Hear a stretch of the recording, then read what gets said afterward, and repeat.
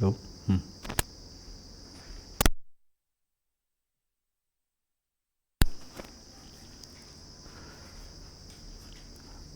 नमस्कार, मैं विक्रम सिंह।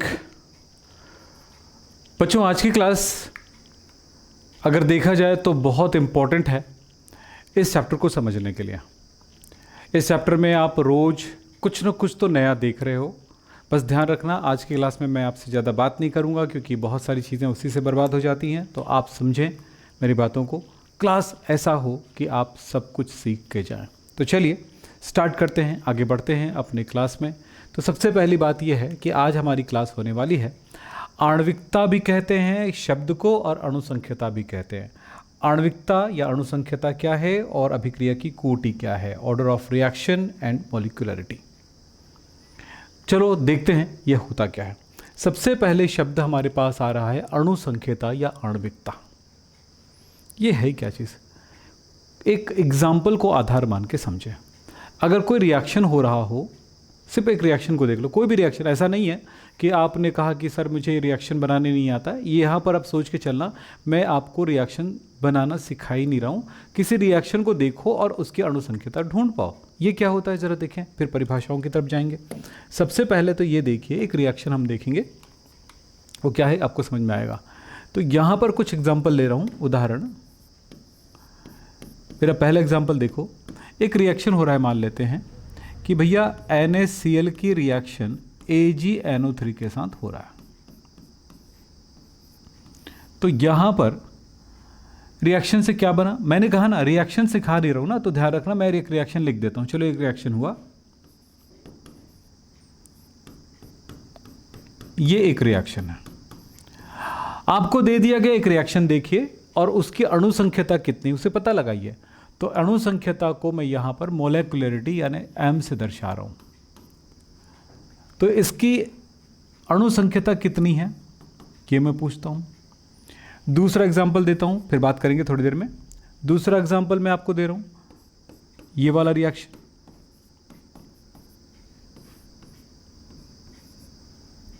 ये दूसरा रिएक्शन है आपका। मैंने कहा ना, मैं रिएक्शन नहीं समझा रहा हूं कि भाई हाइड्रोजन नाइट्रोजन की क्रिया से अमोनिया बनता है, ये नहीं मुझे काम है। मेरे को सिर्फ इसमें पता लगाना है कि इसकी आणविकता या अणुसंख्यता कितनी है। वो क्या है समझाऊंगा, उसके बाद आपके समझ क्लियर हो जाएगा।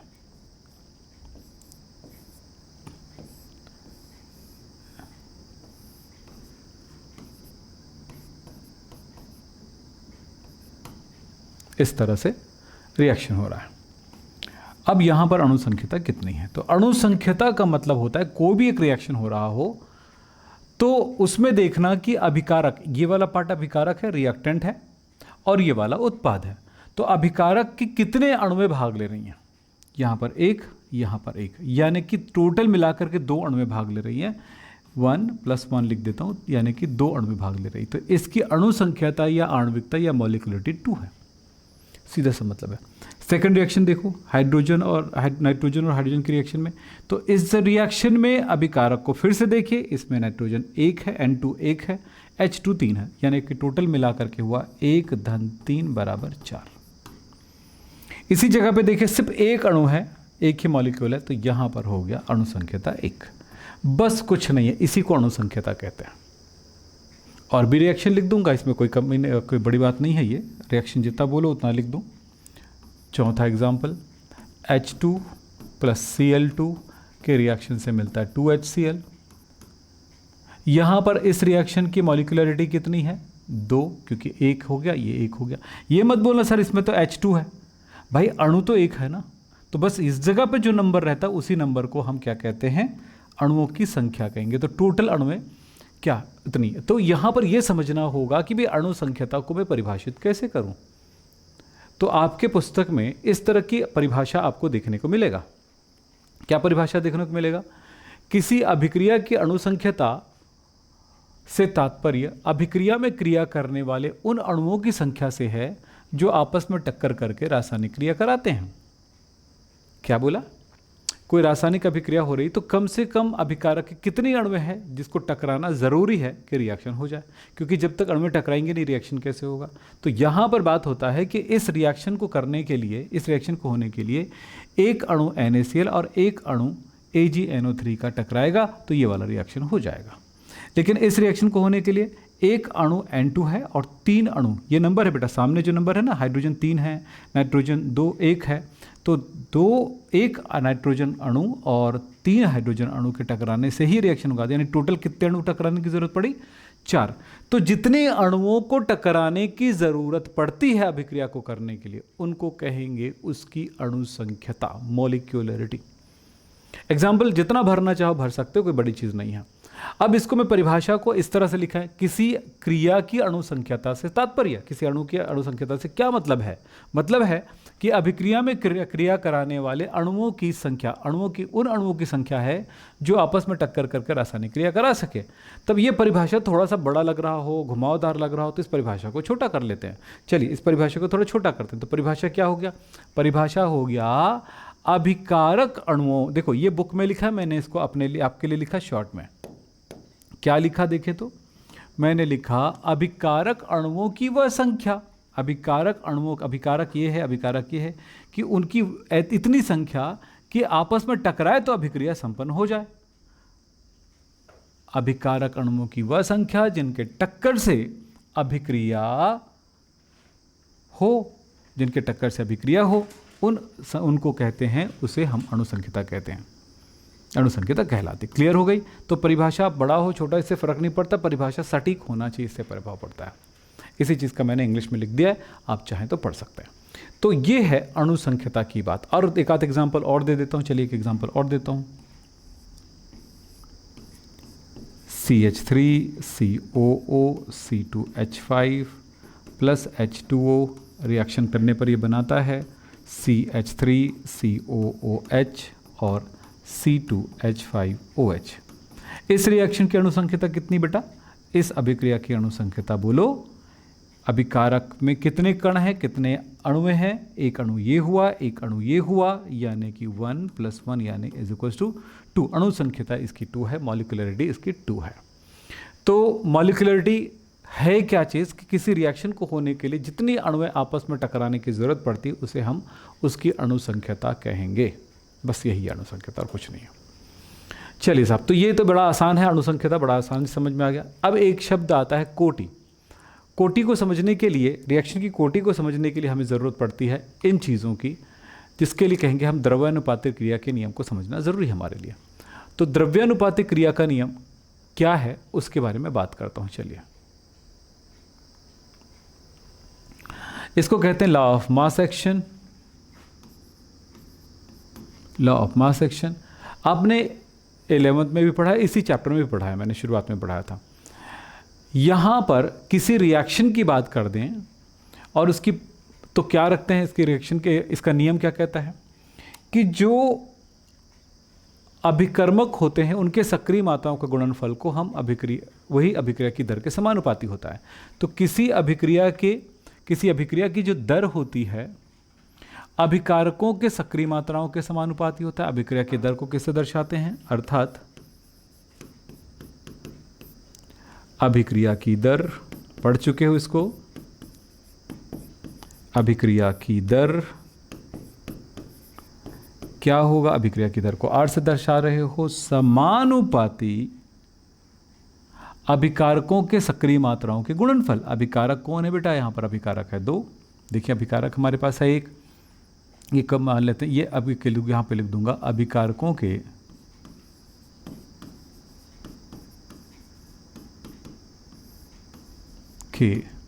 सक्रिय मात्राओं के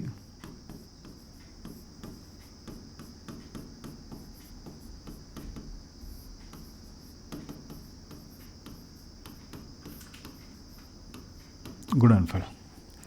अभिक्रिया मान लेते हैं ये है, तो कैसे पता लगाएंगे? अभिक्रिया मेरे पास है, रिएक्शन है हमारे पास, मान लेते हैं एक अभिकारक A है, एक अभिकारक B है, एक अभिकारक C है, अभिक्रिया करके बनाता है प्रोडक्ट, उत्पाद बनाता है। इस नियम के अनुसार क्या कहा है? अभिकारकों के सक्रिय मात्राओं का गुणनफल, सक्रिय मात्रा। तो यहाँ पर अगर मैं प्रेक्षित दर समीकरण बोलूँ तो अभिक्रिया की दर समानुपाती अभिकारक A की सक्रिय मात्रा इंटू अभिकारक B की सक्रिय मात्रा इंटू अभिकारक C की सक्रिय मात्रा। अगर मैं इस समानुपात चिन्ह को हटा दूं तो K R is equal to K active mass of A into active mass of B into active mass of C। Active mass मतलब सक्रिय मात्रा। अगर इसमें एक बात और देखने को मिलता है कि अगर एक जैसे रहता है ना, अभिक्रिया में लिखते हो ना कि ये यहाँ पर नंबर आया हुआ है, इसको स्टोइकियोमेट्रिक गुणांक कहते हो, जैसे ये नंबर आया हुआ है ऐसे ये नंबर जो है, तो ये इसकी जगह पे मैं यहाँ पर नंबर लिख रहा हूँ ये कि ये है A, ये है B, ये है C। तो ये जो रहता है इसमें सक्रिय मात्राओं में घात लग जाएगा B, C। A की घात A है, B का और ये C का। तो इस आधार पर आप समझ सकते हो ना क्या लिखा मैंने, R इज इक्वल टू के एक्टिव मास ऑफ A की पावर A। ये जो नंबर होता है वो यहाँ पर घात लग जाता है। तो यहाँ पर है B पर घात क्या हो जाएगा, ये B, और C पर हो जाएगा आपका C। सो यहाँ पर अभिक्रिया की कोटि, अच्छा ये मिल गया। तो इस तरह से अभिक्रिया की दर के लिए समीकरण है। इस समीकरण को द्रव्यानुपातिक क्रिया के नियम के अनुसार हम ज्ञात करते हैं। अगर ये रिएक्शन अगर ये हुआ तो चलिए एक रिएक्शन और लिख देता हूँ मैं। मान लेते हैं 2 टाइम्स है A, 5 टाइम्स है B, गिव्स 3 टाइम्स है C और 6 टाइम है D। तो अभिक्रिया की दर होगी R is equal to K। A की सक्रिय मात्रा घात 2, B की सक्रिय मात्रा उस पर घात लगेगा, पावर लगेगा 5। यही तो है। तो द्रव्यानुपातिक क्रिया के नियम में हमने ये जाना। बस इतनी छोटी सी बात है जो हमने पढ़ते हुए इस चैप्टर में यहाँ तक पहुँचे हैं। लेक्चर नंबर 5 है कि 4 है? 4 है। लेक्चर नंबर 4 में आ चुके हैं और लेक्चर नंबर 4 में आप यहाँ तक पढ़ चुके हैं, देख लिए। अब आपको अणुसंख्यता के बारे में बात पता चल गया और अभिक्रिया की दर को कैसे निकालना है हमने एक बार रिवीजन कर दिया। अब अभिक्रिया की कोटि क्या होता है, यानी अभिक्रिया की दर को प्रभावित कौन कौन सी चीज़ें, कौन कौन सा अभिकर्मक करता है, इस पर डिपेंड करता है। अभिक्रिया की दर को अभिकारक की कितनी सांद्रता प्रभावित करती है ये निर्धारित करता है। तो चलिए इस बात को समझने के लिए अभिक्रिया की कोटि की बढ़िया सुंदर सी परिभाषा आपके सामने रखते हैं। यहाँ पर कहा जाता है किसी अभिक्रिया की कोटि उन समस्त घातों का योग है जिन्हें प्रेक्षित दर समीकरण में सांद्रण पदों पर लगाया जाता है। जैसे कि एग्जाम्पल के तौर पे बात करते हैं, इस परिभाषा को मैं थोड़ा शॉर्ट में भी लिख दिया हूँ आपके लिए, तो इसके बारे में हम थोड़ी देर में बात करते हैं। तो माना कि अभिक्रिया, देखो कैसे निकालेंगे हम, माना कि अभिक्रिया है मेरे पास कुछ ऐसा, माना कि अभिक्रिया है A की मोलों की संख्या या स्टोइकियोमेट्रिक गुणांक प्लस B का कितना है, B टाइम है, और C है, C टाइम रिएक्शन करने के बाद बनाता है वह प्रोडक्ट। तब प्रेक्षित दर समीकरण हमारे पास क्या होगा, प्रेक्षित मतलब ये सिर्फ इसको देख करके नहीं लिखने वाले हम, यहाँ पे वैल्यू हम प्रयोग करेंगे और प्रयोग में जो सत्यापित होगा कि इसके घात A होगा कि कुछ और होगा, उसके आधार पर इस पे घात लगाएंगे। तो क्या होना है, प्रेक्षित दर समीकरण बिल्कुल इसी जो द्रव्यानुपातिक क्रिया का नियम दिखे उसी तरह से R समानुपाती A की सक्रिय मात्रा घात बनेगा A, B की सक्रिय मात्रा घात बनेगा B, और C की सक्रिय मात्रा पावर जो बनता है वो C है। हम चाहें तो आप इसको इस तरह लिख सकते हो कि A के power A active mass of B की power B and active mass of C की पावर C। तब अभिक्रिया की कोटि को स्मॉल से n से दर्शाते हैं, मैं ठीक से और लिख दूं, स्मॉल n से दर्शाते हैं, और इसको लिखा जाएगा, इंग्लिश में इसका वर्ड है ऑर्डर ऑफ रिएक्शन।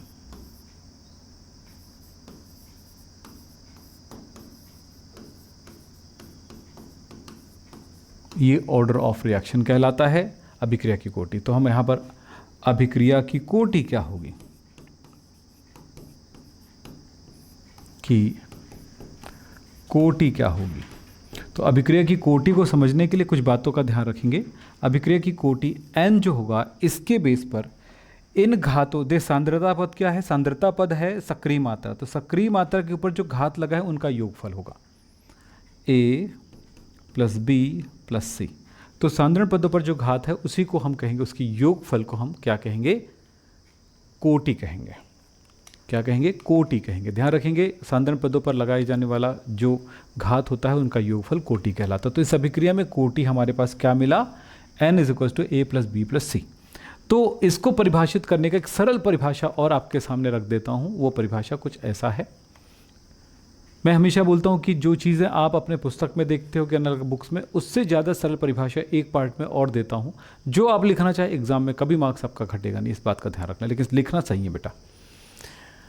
प्रेक्षित दर समीकरण में सांद्रण पदों पर, प्रेक्षित दर समीकरण है हमारे पास ये में सांद्रण पद, ये हमारे पास सांद्रण पद यानी कि उसकी सक्रिय मात्रा है, पर पदों पर लगाए जाने वाले घातों का योगफल अभिक्रिया की कोटि कहलाती। यही लिखा मैंने, प्रेक्षित दर समीकरण में सांद्रण पदों पर लगाए जाने वाला घातों का योग अभिक्रिया की कोटि कहलाती है। तो याद रखना, किसी रिएक्शन में जो ये लिखा जाता है ना, ये पूरे प्रयोगों से ज्ञात करने के बाद लिखा जाता है, रिएक्शन को देख कर नहीं लिखा जाता है।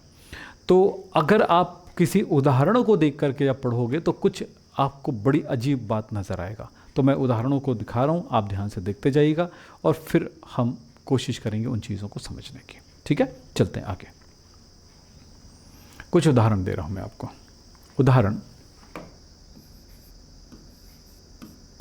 पहला उदाहरण, NaCl प्लस AgNO3 के रिएक्शन से बनता है AgCl प्लस NaNO3। मैंने पहले भी कहा, मैं रिएक्शन पढ़ा नहीं रहा हूँ, उसमें पता लगाना है कि अणुसंख्यता कितनी, कोटि कितनी है। तो इस अभिक्रिया की अणुसंख्यता m है, अणुसंख्यता ना, मॉलिक्यूलरिटी या आणविकता जो भी कहें, अणुविकता अणुसंख्यता जो शब्द बोलना चाहे। m का मान कितना होगा, ये है एक अभिकारक में, ये दोनों अभिकारक है, इसकी संख्या 1 इसकी संख्या 1, यानी 1 + 1 = 2 हुआ। अभिक्रिया की कोटि क्या होगी,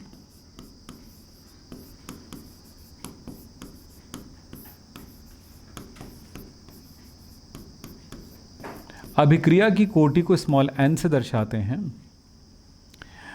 इस जगह पर अभिक्रिया की कोटि ज्ञात करने के लिए हमें इस बात का ध्यान रखना पड़ेगा कि इसके लिए प्रेक्षित दर समीकरण क्या बनेगा। प्रेक्षित दर समीकरण, प्रेक्षित दर समीकरण में R समानुपाती के अभिकारक NaCl, active mass of NaCl into active mass of AgNO3 होगा। दोनों के घातांकों को जोड़ दें यहाँ पर, तो ये होगा 1 + 1। अब बोलेंगे सर यहाँ पर भी वही चीज़ है, यहाँ पर भी वही चीज़ है। हर बार ऐसा नहीं होता है, याद रखना, कई जगहों पर ये नहीं होगा। तो यहाँ पर भी, तो इस अभिक्रिया की कोटि और अणुसंख्यता दोनों बराबर है। अब एक आध एग्जाम्पल और कराता हूँ, ध्यान से सुनिएगा। दूसरा, CH3COO C2H5 प्लस H2O, तो ये बनाएगा CH3COOH प्लस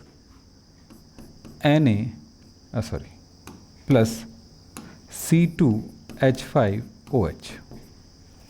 इस जगह पर इस अभिक्रिया की अणुसंख्यता होगी 2, देखो 1 धन 1 2 हो गया, परंतु कोटि क्या होगा, कोटि क्या होगा, इसके लिए हमें समझना होगा कि जब किसी पदार्थ का जल अपघटन कराते हैं, यानी उसको जल के साथ उबालते हैं, तो जल की मात्रा हमें अधिक लेना पड़ेगा। जैसे चावल बनाते हैं तो पानी बहुत अधिक मात्रा में लेते हैं, तो वैसे जिसकी मात्रा अधिक होती है, तो ये जिसकी मात्रा अधिक है, तो जब हम इसका प्रेक्षित दर समीकरण लिखेंगे तो क्या लिखेंगे, प्रेक्षित दर समीकरण जब बनाते हैं तो हम लिखेंगे R = K active mass of CH3 COO C2H5, और इस पर घात तो 1 लगा है, परंतु पानी को जब लेके चलेंगे, चूंकि इसकी मात्रा काफ़ी अधिक है, तो ये अभिक्रिया की दर को प्रभावित नहीं करेगा, इसकी कोटि का निर्धारण नहीं करेगा, तो इसकी घात पर 0 लगाएंगे। सो यहाँ पर क्या मिला, 1 धन 0 बराबर 1। अब ये मैंने जो बोला उस पर ध्यान देना, अधिक मात्रा है इसलिए नहीं लगाया। अधिक मात्रा इसकी, इस कारण से इसकी इस पर लगने वाला जो घात है वो 0 होगा। इस तरह से कोटि का निर्धारण होता है। तो फाइनल हमारे पास ये रिएक्शन, ये क्या मिल गया formula, K into R is equal to K into active mass of CH3COO C2H5, क्योंकि इस पे घात का मतलब हुआ इसकी वैल्यू 1 हो गई। ऐसे ही कुछ और एग्जाम्पल की तरफ जा सकते हो। यह जल अपघटन की क्रिया थी, और एक जल अपघटन और दिखा देता हूँ मैं आपको। तीसरा एग्जाम्पल, C12H22O11, ये सुक्रोज है,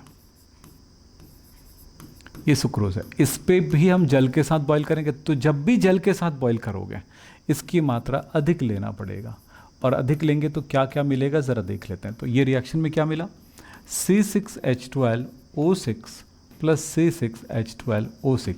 यहाँ पर ग्लूकोज और फ्रक्टोज प्राप्त होता है, वो अलग बात है। लेकिन यहाँ पर जो समझने वाली बात है कि इस जगह पर प्रेक्षित दर समीकरण क्या मिला, R इज इक्वल टू के active mass of C12H22O11 plus and into active mass of H2O। इसकी मात्रा अधिक यानी घात लग गया ये। तो हम यहाँ पर कहेंगे मोलिकुलरिटी तो 1 धन 1 बराबर 2 हो गया। चलिए ये तो 2 ही होगा, परंतु कोटि जो है हमारे पास वह इस घात में 1 है और इस जगह पे 0 है, तो 1 प्लस 0 बराबर 1। तो कोटि और अणुसंख्यता अलग भी हो सकता है। कई बार आपको देखने होंगे, बताता हूँ मैं आपको एक एग्जांपल और बताता हूँ। चौथा, कुछ बातों का ध्यान रखना। मैं यहाँ पर कुछ चीज़ें मैं आपको सिखाना चाहूँगा, बताना चाहूँगा, ध्यान रखेंगे। कुछ बातें ध्यान रखेंगे, कोटि निर्धारण के लिए याद रखें। कोटि कैसे निर्धारित करें, कुछ बातों का ध्यान रखें, याद रखें। पहली बात कि यदि किसी अभिकारक की मात्रा तुलनात्मक रूप से बहुत अधिक है तो वह कोटि का निर्धारण नहीं करता है, जैसे कि अभी बताया था मैंने, है ना। जिसकी मात्रा अधिक है वो कोटि का निर्धारण नहीं करेगा, इसलिए उसमें प्रेक्षित दर समीकरण लगाते हैं तो उस पर घात 0 लगेगा। दूसरी बात होगी, यदि उत्प्रेरक उपस्थित है अभिक्रिया में या प्रकाश की उपस्थिति में अभिक्रिया हो रही है तो उस अभिक्रिया की कोटि 0 होगी। ये 2 बातें याद रख लीजिएगा। तो कोटि के टाइम पे कुछ ध्यान रखना पड़ता है, कुछ बातों को ये ध्यान रखिए। चलिए सब हम पीछे थोड़ा चलते हैं, हम बात करते हैं इस जगह पे। एक रिएक्शन और बता रहा हूँ, अभिक्रिया हो रहा है N2 प्लस 3H2 गिव्स, ये आयरन की उपस्थिति में अभिक्रिया होता है। यहाँ पर आयरन एक उत्प्रेरक है और ये बना है 2NH3। तो इस अभिक्रिया के लिए अभिक्रिया दर समीकरण हुआ, प्रेक्षित दर समीकरण हुआ, R इज इक्वल टू के N2 पर पावर, अगर उत्प्रेरक उपस्थित है तो इस पर पावर को 0 लिखना होगा। यहाँ पर भले 1 है, 1 नहीं आएगा, 0 होगा। और H2 पर भी यहाँ पर 3 है, 3 नहीं आएगा, 0 होगा, क्योंकि उत्प्रेरक उपस्थित है। मैंने अब भी थोड़ी देर पहले बताया, उत्प्रेरक या प्रकाश की उपस्थिति में उसके घातांक 0 हो जाते हैं। तो इस तरह से आप देखें, ये घातांक 0 हो गया। तब इसकी मॉलिक्यूलरिटी हमारे पास क्या मिला, 1 प्लस 3 यानी कि 4, जबकि कोटि जो है, कोटि को स्मॉल n से दर्शा रहे हो, 0 प्लस 0 यानी कि 0। अब सवाल होगा कई बच्चों का, सर मेरे दिमाग में फंस ही नहीं रहा है बातें। वीडियो दोबारा देखना बेटा, 100% फंसेगा। एक ही शर्त है मेरा हमेशा कि जो बच्चा एक बार पढ़ेगा किसी का नहीं समझ पाएगा। ये अलग बात है, फालतू बात समझे कि भाई भीड़ में मुझे समझ में आती है, अलग बात है। लोगों को देख देख के बोलते हैं, इसको भेड़िया धसान बोलते हैं, भीड़ में कूदने वाली बात है। जो बेस्ट है उसके पकड़िए। चलिए भाई पढ़ाई की बात करते हैं। एक क्वेश्चन एग्जाम में आया था और पूछा गया था, मैं प्रश्न यहाँ पर लिख देता हूँ। प्रश्न है नीचे लिखे गए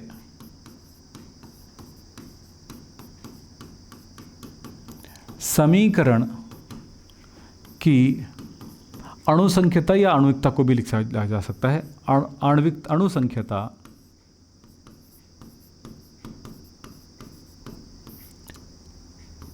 अणुसंख्यता तथा कोटि ज्ञात कीजिए। इस तरह का प्रश्न हो आया था एग्ज़ाम में। लिखा क्या था रिएक्शन में? कुछ ऐसा लिखा था जो मैं अभी लिखने वाला हूँ। CH3CHO लिखा था CH4 प्लस लिखा था इसमें CO, ऐसा था। और इसी के नीचे लिख दिया था प्रेक्षित दर समीकरण, तो क्वेश्चन में ही था ये सब। प्रेक्षित दर समीकरण R is equals to K active mass of CH3CHO और इस पर घात लिखा था 3/2। ये हो गया प्रश्न। हम इसको सॉल्व करते हैं या लिखते हैं आंसर, चलिए जो भी लिखना चाहे। तो यहां पर इस अभिक्रिया की अणु संख्यता जो होगी वो क्या है? अणु संख्यता में हम ये देखते हैं कि अभिकारक कौन है। अभिकारक ये है, एक ही है। कितने हैं? एक है, तो ये उत्तर हो गया 1। तो m की वैल्यू या अणु संख्यता की वैल्यू 1 हो गई। अब हम क्या करेंगे? कोटि, अभिक्रिया की कोटि का आंसर क्या होगा?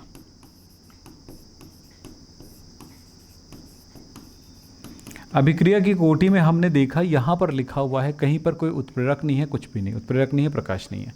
तब और दूसरी बात है, प्रेक्षित दर समीकरण में देखें कि इस सांद्रण पदों पर कितना घात है। तो ये n इज इक्वल्स टू 3/2 है घात, यानी कि 3/2 का मतलब हो 1.5। ये इसकी कोटि हुआ। सीधा सा आंसर, कुछ नहीं करना पड़ेगा। ऐसे ही कुछ प्रश्न हो सकते हैं आपके लिए। अब जो बताऊंगा वो है कि अभिक्रिया की कोटि, अणुसंख्यता और अभिक्रिया की कोटि में क्या डिफरेंस है, क्या अंतर है, उसे समझेंगे। सबसे पहली है कोटि। कोटि पहले दिया है, तो मैं कोटि के बारे में थोड़ी बात करता हूँ। कोटि को स्मॉल n से दर्शा रहे हो और अणुसंख्यता को आप दर्शा रहे हो तो m से। वैसे कई बुक्स में किसी तरह का कोई संकेत नहीं दिया जाता है, ध्यान रखें। स्मॉल m या कैपिटल M जो लिखना चाहें लिख सकते हैं, मॉलिक्यूलरिटी है। तो दोनों में क्या अंतर हो सकता है? पहली बात तो समझना है, ये भिन्नात्मक मान हो सकता है, यानी कि 1.2345, यानी पॉइंट वाला वैल्यू हो सकता है, जिसमें पॉइंट लगा होता है ना, 5.2, 1.2, 1.3, ऐसे दशमलव वाला। लेकिन ये हमेशा पूर्णांक होगा, क्योंकि जब अणुसंख्यता के अणुओं के टकराने की जितनी अणु टकराती हैं तब अभिक्रिया होती है। तो एक अभिक्रिया को संपन्न होने के लिए जितनी अणुओं को टकराने की जरूरत है, तो अणु में तो आधा हो नहीं सकता, अणु तो हमेशा फुल होगा। तो 5 अणु टकराए, 2 अणु टकराए, 3 अणु टकराए, जितना टकराता है तो वही उसकी संख्यता होगी। इसलिए अणु किसी रिएक्शन में अभिकारक अणुओं की संख्या जो होगी वही अणु संख्यता होगी, यानी कि आणविकता होगी। आणविकता भी बोलते हैं ना, अणु संख्यता या आणविकता की चीज़ है। मॉलिक्यूलरिटी ये है। तो ये तो पूर्णांक में भी होगा, भिन्नात्मक मान हो सकता है, तो ये दोनों ही हो सकती है। लिखे भिन्नात्मक संख्या भी हो सकती है। वो केवल और केवल पूर्णांक होगा, पूर्ण संख्या होगा। इसका मान 0 भी हो सकता है, जबकि उसका मान कभी भी 0 नहीं हो सकता है। इसका मान जो है अभिक्रिया की कोटि उन अणुओं की संख्या से जिनकी सांद्रताएं अभिक्रिया के वेग को प्रभावित करती हैं। क्या बोला है?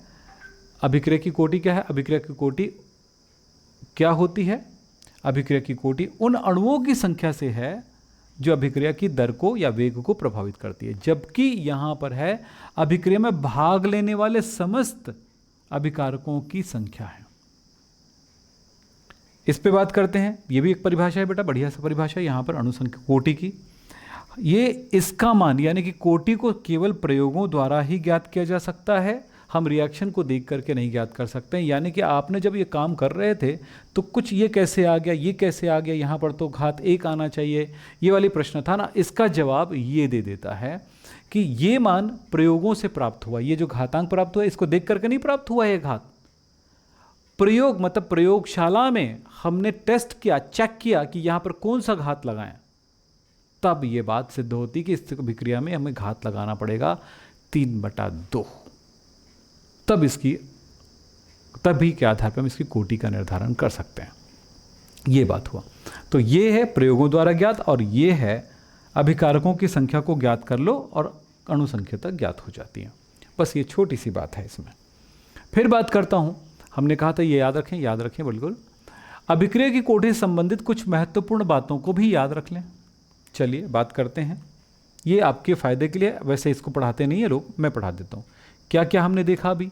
अभिक्रिया की कोटि शून्य भी हो सकता है, कोटि ना, ऑर्डर ऑफ रिएक्शन, पूर्णांक में भी हो सकता है, अपूर्णांक में भी हो सकता है, धनात्मक भी हो सकता है, ऋणात्मक भी हो सकता है, यानी कि अभिक्रिया की कोटि कुछ भी हो सकता है। लेकिन याद रखना, अणु संख्यता हमेशा धनात्मक होगा और पूर्णांक होगा, वो शून्य कभी नहीं हो सकता है, अपूर्णांक भी नहीं हो सकता है।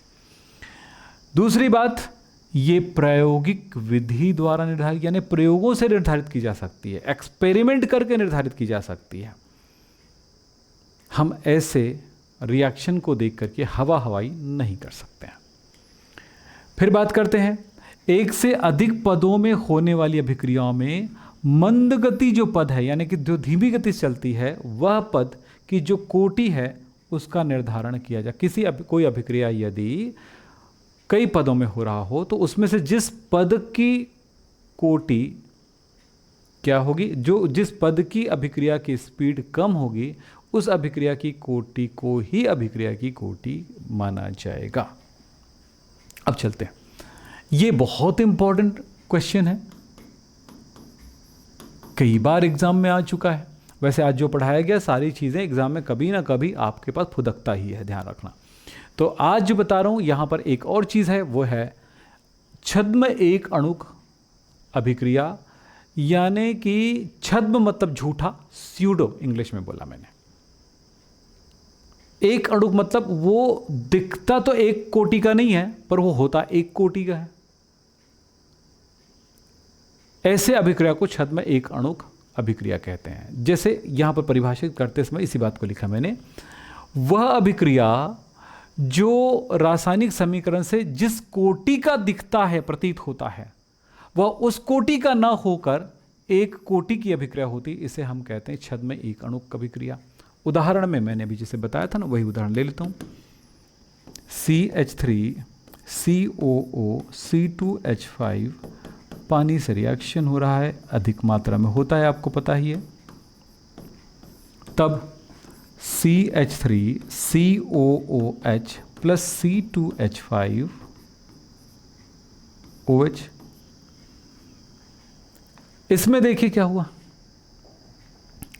अब देखो, ऐसा लग रहा है ना कि मैं इसके लिए R बराबर K प्रेक्षित दर समीकरण कुछ ऐसा लिखूंगा, ऐसा लगता है कि प्रेक्षित दर समीकरण ऐसा लिखने वाला हूं, CH3 COO C2H5 H2O, ये लिखूंगा। तो यहां पर इसकी अणु संख्यता कितनी है? अणु संख्यता हमें तो 2 नजर आ ही रहा है, पर कोटि कितना होगा हमें 2 दिख रहा है, इसके एक घात जोड़ दो। लेकिन चूंकि इसकी मात्रा अधिक है, इसलिए इसकी कोटि जो है नहीं निर्धारित, जिसकी मात्रा अधिक होती है वो कोटि को निर्धारित नहीं करता, तो 0 हो गया। तब हमारे पास कोटि क्या हुआ? असल में कोटि हो गया 1 + 0 यानी कि 1। तो बोला गया है अभिक्रिया को देखने पर जिस कोटि का दिख रहा है तो द्वितीय कोटि का दिख रहा है, परंतु है एक ही कोटि की अभिक्रिया, इसलिए इस अभिक्रिया को बोला जाता है छद्म एक अणुक अभिक्रिया। यही बात होता है बेटा। अब बात करते हैं वेग निर्धारक पद। ये बहुत बार पूछा गया है, वेग निर्धारक पद किसे कहेंगे? तो वेग निर्धारक पद किसे कहेंगे? वेग निर्धारक पद का मतलब होता है यदि कोई रासायनिक अभिक्रिया 2 या 2 से अधिक पदों में संपन्न होती है, यानी 1 या 1 से अधिक पदों में, मैंने कहा वे रासायनिक अभिक्रिया जो 1 से अधिक पदों में संपन्न होती है, ऐसी अभिक्रिया में जो पद स्लो होता है उस अभिक्रिया की स्पीड होती है, यानी कि दर निर्धारक पद होता है। चलो देखते हैं, उदाहरण बताता हूं उनको। उदाहरण, NO अभिक्रिया करता है, 2 NO ऑक्सीजन से रिएक्शन करके बनाता है 2NO2। ये हमारा रिएक्शन है, परंतु यह अभिक्रिया, इसकी क्रियाविधि क्या है? यह अभिक्रिया डायरेक्ट एक पद में नहीं होता, यह अभिक्रिया दो पदों में होता है। यह अभिक्रिया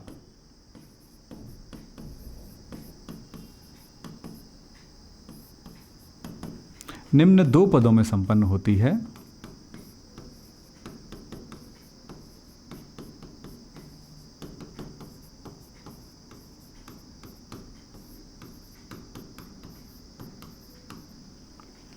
प्रथम पद, first step, NO plus NO, दो NO आपस में जुड़ जाएंगे, या 2NO भी लिख सकते थे। ये बनने के बाद ये बनाता है N2O2। ये पद जो है बहुत स्पीड है, ये फास्ट होता है, बहुत फास्ट होता है। दोनों NO आपस में जुड़ करके N2O2 बना लेता है। फिर सेकंड स्टेप की बात होता है, इसमें ये N2O2 ऑक्सीजन से क्रिया करके बनाती है 2NO2। ये जो पद है वो बहुत ही स्लो है। तो जो पद स्लो होता है वही पद इस अभिक्रिया में ये दो पदों में होती है, और ये दो पदों में से एक पद स्लो है। यही पद इस अभिक्रिया की दर निर्धारक पद कहलाएगा। ये क्या है? दर निर्धारक पद है।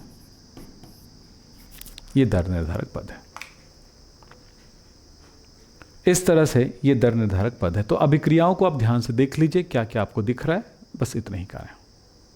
तो सारे बच्चों को कहूँगा जो जो मैंने आज पढ़ाया है इसको आप ज़रा ध्यान से देखिए, ध्यान से पढ़िए, शुरू से एक बार रिवाइज कर लीजिए और कॉपी में नोट कर लें।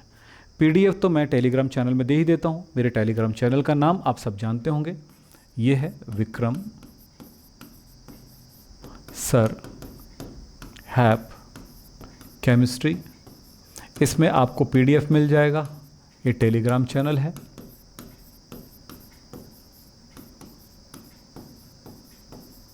ये टेलीग्राम चैनल है, लेकिन टेलीग्राम चैनल में एक बात याद रखना, यहाँ पे आपको PDF तो मिल जाएगा। जैसे आज क्लास हुआ तो कल तक आपको PDF मिल जाएगा। हमेशा क्लास होने के एक दिन 12 घंटे बाद मैं आपको देता हूँ, क्योंकि थोड़ा सा हमें भी काम करना रहता है उसमें। दूसरी बात, कोई भी प्रश्न हो आप मुझे इस नंबर पर कॉल करके पूछ सकते हैं। किसी तरह की डाउट है, किसी तरह के प्रॉब्लम्स है, या मेरे पेड कोर्स की तरफ जाना है तो इन्हीं के साथ जा सकते हैं। हमेशा याद रखना, जब आप रेगुलर पढ़ोगे ना, सही तरह से पढ़ोगे ना, तो फिर पढ़ाई होगी और अच्छा रिजल्ट भी आएगा। तो अच्छे रिजल्ट के लिए बेटा बड़े आराम से पढ़िए, बड़ा आराम से सीखिए, कोई टेंशन नहीं है। बस बहको मत, क्योंकि बहक के कभी इधर कभी उधर जाओगे तो कुछ नहीं कर पाओगे। जिस चीज़ की ज़रूरत है आपको, जिस तरह की डिमांड है आपको, मुझे इस नंबर पर व्हाट्सअप कर सकते हैं। कई बच्चे मुझसे बोलते हैं कि सर मुझे फ्री में पढ़ा दीजिए। कई बच्चे बोलते हैं सर मेरे पास इतना पैसा नहीं है। मैं हर काम करता हूँ, हर बच्चे का हेल्प करता हूँ। आप मेरे इस नंबर पर कॉल करके ज़रूर देखना। अभी कुछ ऑफ़र भी हैं, तो उन ऑफ़र के साथ भी आ सकते हैं। तो आज की क्लास यहीं पे समाप्त करेंगे। नमस्कार, धन्यवाद, थैंक यू।